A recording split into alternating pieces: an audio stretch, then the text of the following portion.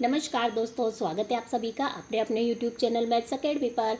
दोस्तों, हमारी चल रही थी रीजनिंग की प्रैक्टिस सेट। आप करते हो किसी भी कंपटीशन एग्जाम की तैयारी जिसमें आते हो रीजनिंग से संबंधित प्रश्न, जैसे कि रेलवे हुआ, बैंक हुआ, एसएससी हुआ और बाकी जिस भी रीजनिंग के प्रश्न जिस भी आपके किसी भी एग्जाम में आते हैं, तो ये वीडियो आपके लिए बहुत ही इंपॉर्टेंट रहने वाली है। इसमें हम कुल मिलाकर 10 प्रश्न सॉल्व करेंगे, लेकिन वो होंगे 10 अलग अलग टॉपिकों से। तो अभी तक भी आपने यदि चैनल को सब्सक्राइब नहीं किया है तो चैनल को अभी जाकर सब्सक्राइब करें। इससे आपके पास हमारी वीडियो का सबसे पहले नोटिफिकेशन पहुंच पाएगा। पहले आप इन प्रश्नों को खुद से सॉल्व कीजिएगा, फिर हमारा सॉल्यूशन देखिएगा कि आपकी कितनी तैयारी है। चलिएगा, क्वेश्चन फर्स्ट से शुरू करते हैं, लेकिन मैं फिर वही कहूंगी कि पहले आप खुद सॉल्व कीजिएगा ताकि आपको पता लग सके कि आपको कितना आता है और कितना इंप्रूव करने की आवश्यकता है। चलिएगा, आगे हम बढ़ते हैं क्वेश्चन नंबर फर्स्ट की तरफ। देखिएगा, नीचे दिए गए श्रृंखला को पूरा करें। देखिएगा, हमें दिया क्या है, एक श्रृंखला दी गई है। 534 है, 543 है, 559 है, 584 है और 620 है। तो देखिएगा, एक हमें क्या दिया गया है, एक हमें दिया गया है 534। देखिएगा, एक हमें दिया गया है 534, इसके बाद हमें दिया गया है 543, इसके बाद हमें दिया गया है 559, इसके बाद हमें दिया गया है 584 और इसके बाद हमें दिया गया है 620। तो इसमें क्या होता है फ्रेंड्स, इसमें देखिएगा, पहले इस प्रकार के सीरीज में हमने आपको हमेशा बताया, पहले आपको क्या निकालना है, अंतर निकालना है। सबसे इजी मेथड यही होता है। तो देखिएगा, इन दोनों के अंतर की मैं बात करूँ तो +9 आता है। 543 और नेक्स्ट संख्या की मैं अंतर की बात करूँ तो हमारा कितना आता है, +16 आता है। इन दोनों के अंतर की मैं बात करूँ तो कितना आता है फ्रेंड्स, +25 आता है। और इन दोनों के अंतर की यदि मैं बात करूँ तो मुझे कितना अंतर प्राप्त होता है, +36 प्राप्त होता है। तो देखिएगा, मैं ये देख पा रही हूँ कि ये जो है, ये क्या है, 3 का स्क्वायर है, ये क्या है, 4 का स्क्वायर है, ये क्या है, 5 का स्क्वायर है और ये क्या है, 6 का स्क्वायर है। इससे मैं क्या अंदाजा लगा सकती हूँ कि जो आगे आएगा ये क्या आएगा, 7 का स्क्वायर आएगा। अर्थात यहाँ पर +49 करने पर हमें अगली संख्या प्राप्त होने वाली है।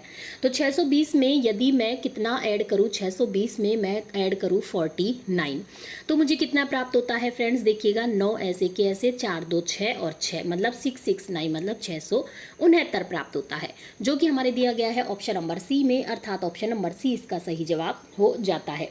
आगे की ओर हम बढ़ते हैं। देखिएगा, नेक्स्ट क्वेश्चन हमारा क्या कहता है, नीचे दिए गए प्रश्न में संबंधित संख्या को चुनिए। देखिएगा, 49 से 343 किस प्रकार से आया, उसी प्रकार से 64 से हमें नेक्स्ट जो संख्या पूछी गई है वो ज्ञात करनी है।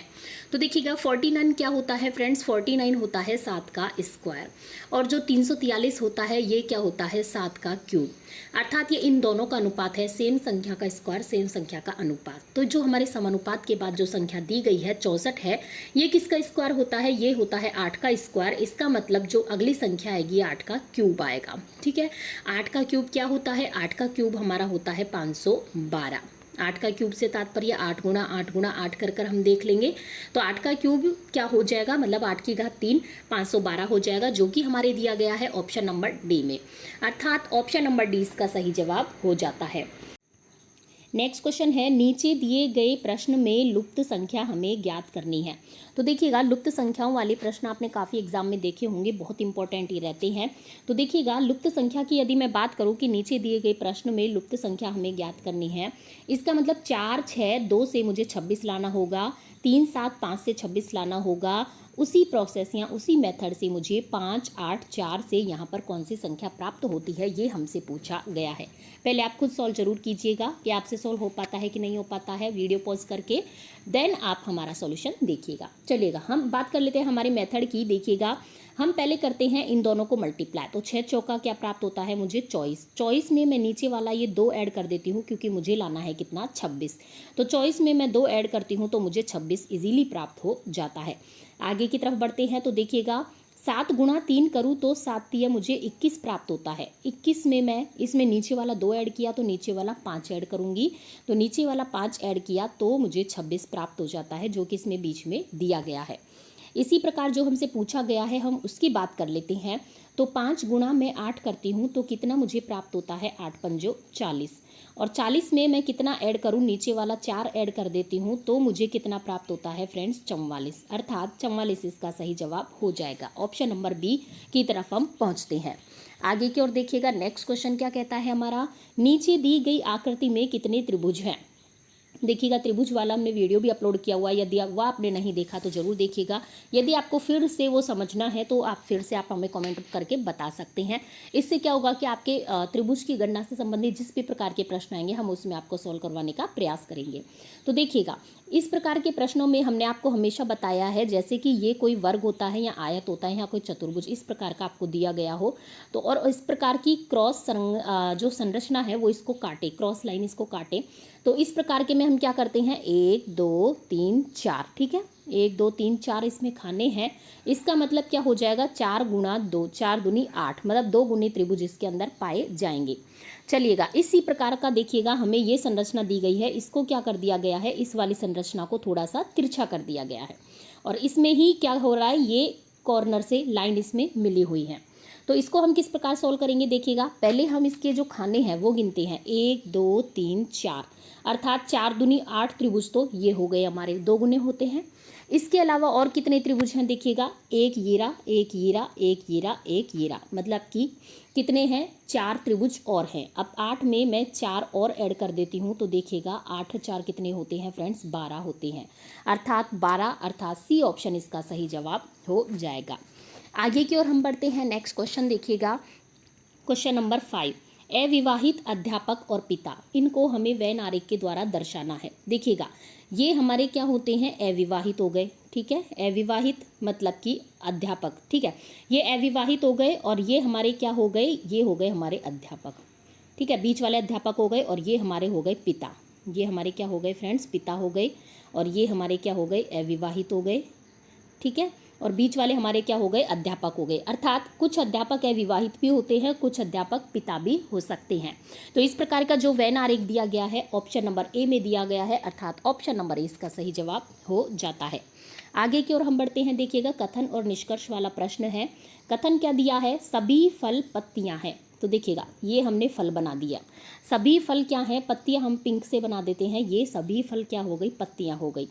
कुछ फल अंगूर हैं, कुछ फल अंगूर हैं, ये अंदर का हमने फल बनाया था, ठीक है, ये फल हो गई और ये क्या हो गई, सभी फल पत्तियां हैं, तो ये पत्तियां हो गई। और कुछ फल क्या हैं, अंगूर हैं, तो कुछ फलों को हमने क्या बना दिया, अंगूर बना दिया, तो देखिएगा अंगूर को हम ब्लू से दर्शा देते हैं। कुछ फल क्या है, अंगूर है और ये क्या है हमारा, अंगूर है, ठीक है। तो अब देखिएगा, निष्कर्ष हमसे क्या पूछता है, कुछ पत्तियां अंगूर हैं, क्या कुछ पत्तियां अंगूर हैं क्या, बिल्कुल सही है, कुछ पत्तियां अंगूर है। जब फल ही अंगूर है तो पत्तियों के अंदर तो सभी फल आते हैं। नेक्स्ट निष्कर्ष है, सभी अंगूर फल है, क्या सभी अंगूर फल है क्या, नहीं, कुछ अंगूर फल है। इसका मतलब जो निष्कर्ष सेकंड है वो गलत हो जाएगा, अर्थात इसका जो सही जवाब हो जाएगा केवल निष्कर्ष फर्स्ट सही है। मुझे पूरी उम्मीद है आपको समझ में आ गया होगा। नेक्स्ट क्वेश्चन देखिएगा, यदि किसी कूट भाषा में डी को 4 और रीड को 7 लिखा जाता है तो HEAR को जो मतलब हेयर है उसको क्या लिखा जाएगा। तो देखिएगा, डी को हमने क्या लिखा है, 4 लिखा है। उसी प्रकार से मैं बात करूं READ, रीड को क्या लिखा जाएगा, देखिएगा, आर का जो वो होता है अल्फ़ाबेट में नंबरिंग वो कितना होता है, 18 होता है। ई का कितना होता है, 5 होता है। ए का कितना होता है, 1 होता है और डी का होता है हमारा 4। अर्थात इन सभी का मैं टोटल करूंगी तो मुझे कितना प्राप्त होगा, 28, ठीक है, 28 प्राप्त होता है, अर्थात 28। और 28 में मेरे को क्या लाना है, 7 इसका दिया गया है। 28 में क्या करूं मैं, यदि 4 का भाग दे देती हूं तो मुझे 7 प्राप्त हो जाता है।